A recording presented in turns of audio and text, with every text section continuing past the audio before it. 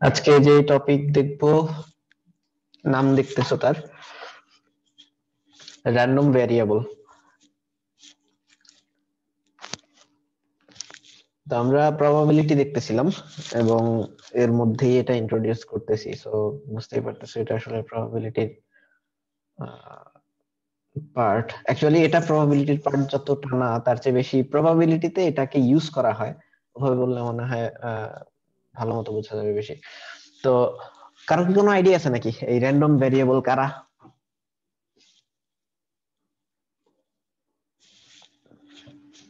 যার মনে যা আসে বলে দাও।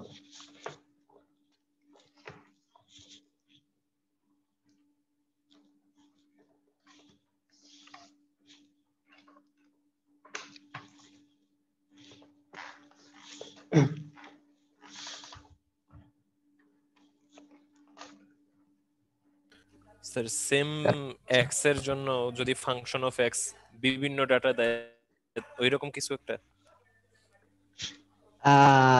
সেম এক্স এর জন্য ফাংশন অফ এক্স যদি বিভিন্ন ডাটা দেয়, এটা কি কখনো একটা ফাংশন হবে তাইলে? বাই ডেফিনেশন ফাংশন এক ইনপুটের জন্য একাধিক আউটপুট দিতে পারে না, ওহো সরি স্যার। তাহলে সেটা ফাংশন হয় না। মানে তুমি আসলে এটা কি মনে করে বলছো? এটা তুমি র্যান্ডম ভ্যারিয়েবলের সাথে এটার মিলটা কোথায় পাইতেছো? বা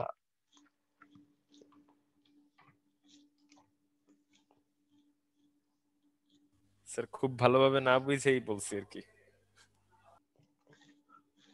ওকে, নো প্রবলেম। নতুন কিছু বলবা বা অন্য কেউ কিছু বলবা?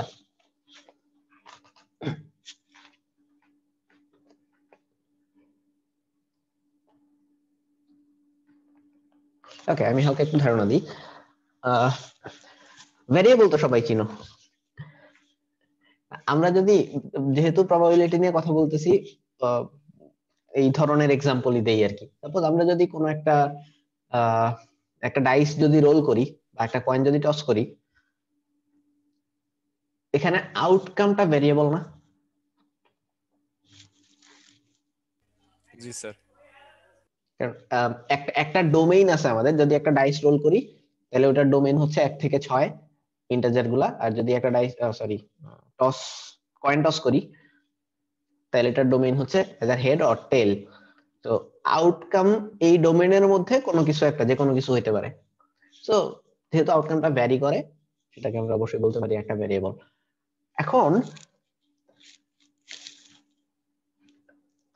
র্যান্ডম কথাটার মাহাত্ম্য কি এই জায়গায়?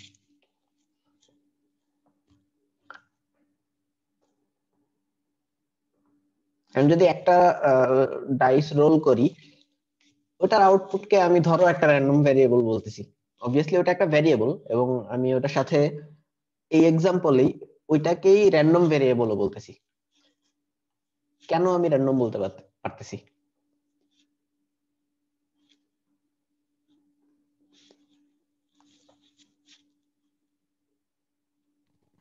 স্যার স্যার আগে কারণ থেকে বলতে সম্ভাবনা। পারতেছি না, যে কোনো একটা উঠতে পারে। জি স্যার। ওকে ওকে, তো ব্যাপারটা হচ্ছে এরকম যে আউটকাম যেগুলো আসবে এদের মধ্যে কোনো বায়াসনেস নাই, তাই না? তুমি যদি সাপোজ একটা ডাইস রোল করো, মনে করো এটা হচ্ছে একটা ডাইস এরকমই তো হয়, একটা কিউব টাইপেরই তো হয় না? এখানে মনে করো 2 আছে, এখানে ধরে নাও 4 আছে, এখানে ধরো 1 আছে, বাকি পৃষ্ঠগুলাতে বাকি নাম্বার গুলো আছে। তো তুমি যদি সামহাউ এই জায়গাটাকে অনেক ভারী করে দাও, এই জায়গায় ম্যাটেরিয়াল, অনেক হেভি ম্যাটেরিয়াল দিলা এই কর্নারে, বা এখানে কিছু একটা ঝুলাই দিলা, তখন যদি তুমি এটাকে রোল করো, জিনিসটা কিছুটা বায়াসড হবে না? যে এই দিকটা হেলে পড়তে পারে, তখন দেখবা যে 1 আর 2 হয়তো উঠতেছে না, কারণ এই দুইটার কোনো একটা ফেসে থাকলে আলটিমেটলি এই ভারের কারণে কাত হয়ে অন্যদিকে চলে যাবে। মানে আইডিয়াটা হচ্ছে এরকম আর কি, যে কোনো বায়াস যদি না থাকে তাহলে আমরা সেটাকে বলতে পারি যে পারফেক্টলি র্যান্ডম একটা আউটকাম সে দিবে, বাট বায়াস থাকলে ওই জিনিস চলে আসার পসিবিলিটি বেশি থাকে আর কি। তখন আমরা ট্রুলি র্যান্ডম বলতে পারি না ওই জিনিসটাকে। তো র্যান্ডম ভেরিয়েবলের এই আইডিয়াটা হচ্ছে এরকম, যে এক্সপেরিমেন্টের আউটকামটা যদি পারফেক্টলি র্যান্ডম হয়, তাহলে এই আউটকাম যদি আমরা কোনো ভেরিয়েবল দিয়ে প্রকাশ করি সেটাই আসলে র্যান্ডম ভেরিয়েবল। সো আমরা কিছু এক্সাম্পল দেখি। ধরো এই এক্সাম্পল আমরা আগেও দেখছি, যে 2টা ডাইস রোল করছি, 2টা ডাইস রোল করার পরে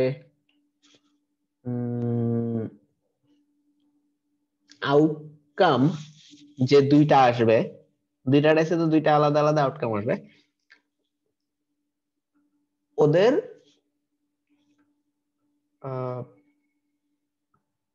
সামেশনের উপরে তুমি কোনো একটা শর্ত আরোপ করতেছো। সাপোজ ওদের সামেশন হচ্ছে 7, তো একটাতে 4 আসলো, একটাতে 3 আসলো, সামেশন হচ্ছে 7, একটাতে 2 আসলো, একটাতে 5 আসলো, 6 আসলো, 1 আসলো, হোয়াটএভার যা যা খুশি আসুক, আমরা জাস্ট যাদের সামেশন 7 তাদের নিয়ে ইন্টারেস্টেড। সো এইগুলা কি ম্যাটার করতেছে যে কি কি মিলায় 7 আসলো? ওটা কিন্তু আসলে খুব একটা ম্যাটার করতেছে না। আমরা জাস্ট দেখবো যে যোগফল 7 আছে কিনা, থাকলে ওটার প্রবাবিলিটি কত, যদি আমরা প্রবাবিলিটি ক্যালকুলেট করতে যাই। সো যেহেতু এগুলি নিয়ে আমাদের খুব একটা কনসার্ন নাই, আমাদের কনসার্ন হচ্ছে সাথে, মানে সামেশনে